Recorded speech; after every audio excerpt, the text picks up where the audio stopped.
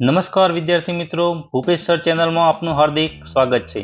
તો આજે આપણે જોવાના છે સામાજિક વિજ્ઞાન ધોરણ 7 પાઠ 16 રાજ્ય સરકાર સ્વાધ્યાયનું સંપૂર્ણ સોલ્યુશન।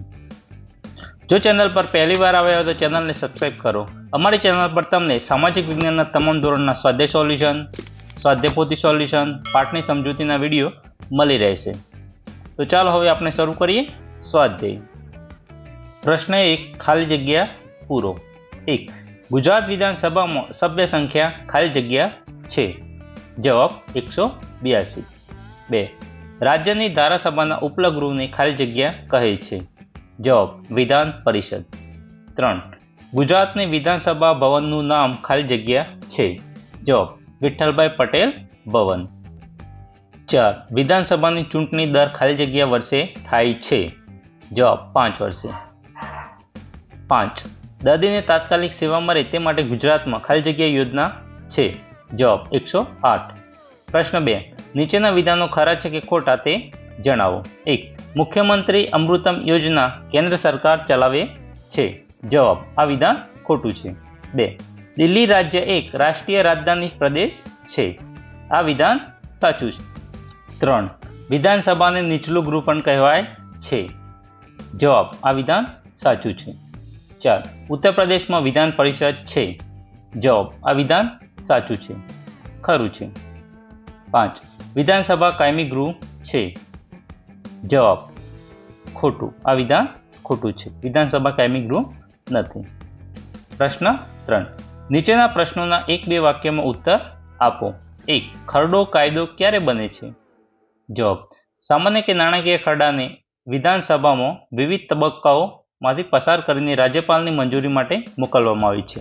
રાજ્યપાલની મંજૂરી મળતા ખરડો કાયદો બને છે। 2. રાજ્ય સરકારના અંગો જણાવો। જવાબ રાજ્ય સરકારના મુખ્ય 3 અંગો છે। 1. ધારાસભા, 2. કારોબારી, 3. ન્યાયતંત્ર। 3.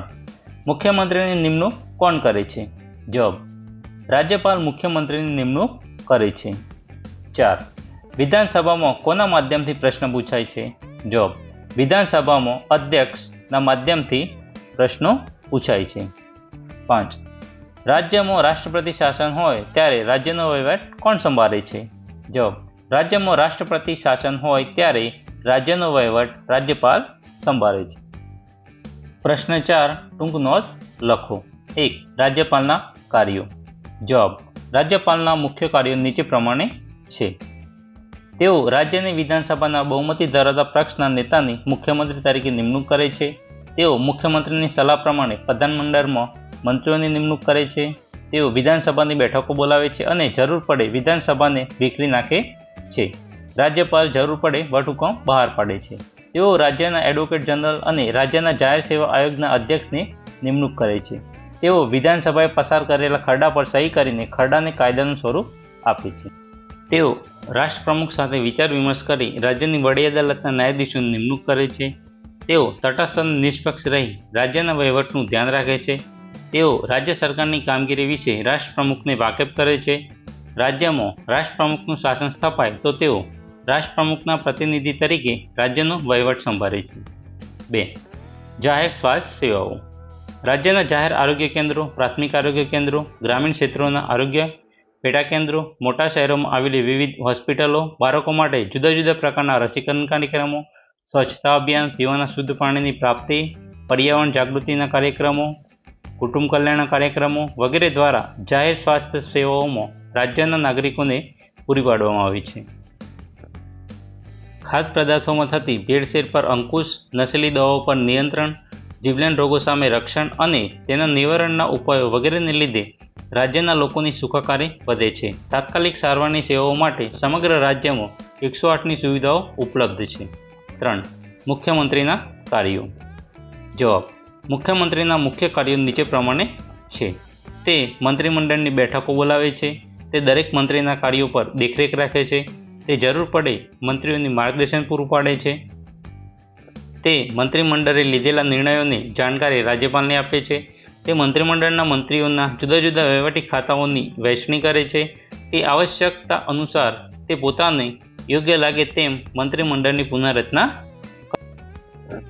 તે વિધાનસભામાં નાણામંત્રી પાસે રાજ્યનું અંદાજપત્ર રજૂ કરાવે છે. તે રાજ્યના નાગરિકોના કલ્યાણ, સુખાકારી અને વિકાસ માટે સતત કાર્યશીલ રહે છે. તે સરકારની નીતિઓના ઉદ્ઘોષક, પથદર્શક અને સુકાની તરીકે ફરજો બજાવે છે. 4. વિધાનસભાની રચના. રાજ્યની ધારાસભાનું નીચલું ગૃહ વિધાનસભા કહેવાય છે. બંધારણની જોગવાઈ મુજબ વિધાનસભામાં સભ્યોની સંખ્યા 60થી ઓછી અને 500થી વધારે હોઈ શકે નહીં. વિધાનસભાની રચના રાજ્યના નાગરિકો દ્વારા પ્રત્યક્ષ રીતે ચૂંટાયેલા સભ્યોથી થાય છે. રાજ્યના વિસ્તારોને જુદા જુદા મત વિભાગોમાં વહેંચવામાં આવે છે. મત વિસ્તારમાંથી એક સભ્ય ચૂંટાય છે. હાલમાં ગુજરાત રાજ્યની વિધાનસભામાં કુલ 182 બેઠકો છે. દરેક રાજ્યની વિધાનસભાની સભ્ય સંખ્યા રાજ્યની વસ્તીના ધોરણે નક્કી થાય. વિધાનસભાના રાજ્યના 18 કે તેથી વધુ ઉંમરના નોંધાયેલા મતદારો ગુપ્ત મતદાન પદ્ધતિથી ચૂંટે છે. ચૂંટાયેલા સભ્ય ધારાસભ્ય કે વિધાનસભ્ય કહેવાય છે. અંગ્રેજીમાં તેને MLA ના નામથી ઓળખવામાં આવે છે. વિધાનસભાની મુદત 5 વર્ષની હોય છે. તેની મુદત પૂરી થયા તેનું વિસર્જન થાય છે. કેટલીક અસામાન્ય પરિસ્થિતિઓમાં બંધારણીય જોગવાઈ અનુસાર સરકાર ચાલી શકે તેમ ન હોય કે સરકારની રચના થઈ શકે તેમ ન હોય ત્યારે રાજ્યપાલની ભલામણથી રાષ્ટ્રપ્રમુખ રાજ્યમાં રાષ્ટ્રપતિ શાસન લાદે છે.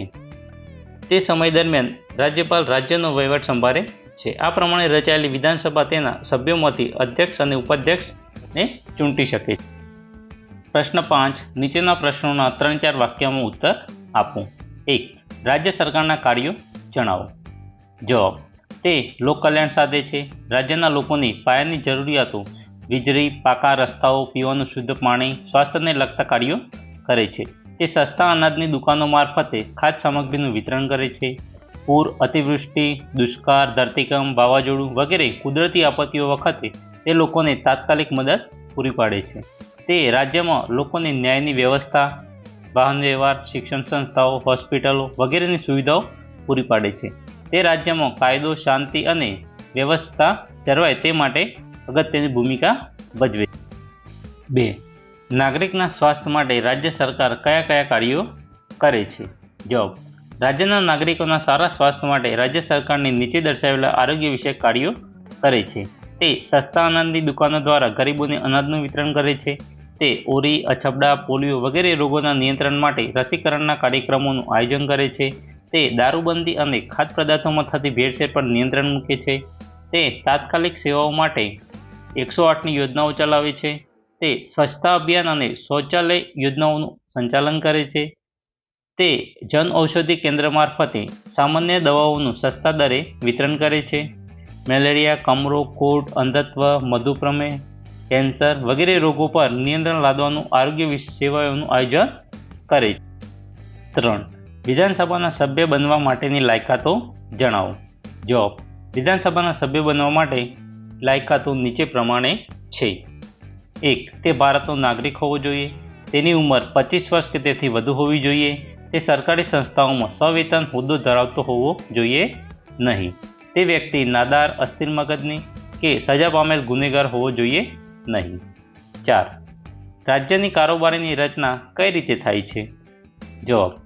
રાજ્યની કારોબારીમાં રાજ્યપાલ, મુખ્યમંત્રી, મંત્રીમંડળનો સમાવેશ થાય છે. રાજ્યપાલ વિધાનસભાના બહુમતી પક્ષના નેતાને મુખ્યમંત્રી તરીકે નિમણૂક કરે છે. મુખ્યમંત્રીની ભલામણ પ્રમાણે રાજ્યપાલ મંત્રીમંડળના સભ્યોની નિમણૂક કરે છે.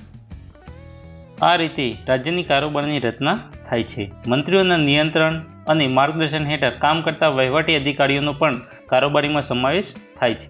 મંત્રીમંડળને રાજકીય કારોબારી અને વહીવટી અધિકારીઓને વહીવટી કારોબારી કહેવામાં આવે છે. 5. રાજ્યોની કારોબારીની ફરજો લખો. જવાબ. રાજ્યની કારોબારીની મુખ્ય ફરજો નીચે પ્રમાણે છે. તે વિધાનસભાએ ઘડેલા કાયદાઓનો રાજ્યમાં અમલ કરાવે છે. તે રાજ્યમાં કાયદાઓ અને વ્યવસ્થા જળવાય તેની તકેદારી રાખે છે. તે રાજ્યની આર્થિક અને સામાજિક સમસ્યાઓ દૂર કરવા પ્રયત્ન કરે છે. તે રાજ્યના નાગરિકોની ગરીબી અને બેકારી દૂર કરવા માટે આયોજન તૈયાર કરે છે. તે રાજ્યના શિક્ષણ, સ્વાસ્થ્ય, વાહન વ્યવહાર, સંદેશાવ્યવહાર, વીજળી વગેરે સેવાઓ પૂરી પાડે છે. તે નાગરિકોને જીવન જરૂરિયાતની ચીજવસ્તુઓ મળી રહે તેનું આયોજન કરે છે. તે સમગ્ર રાજ્યનો વહીવટ સરળતાથી ચાલે તેની કાળજી રાખે છે. તે પ્રજા કલ્યાણના કાર્યો કરે છે. તે વિધાનસભામાં ખરડો દાખલ કરે છે અને તેમને કાયદાનું સ્વરૂપ અપાવે છે.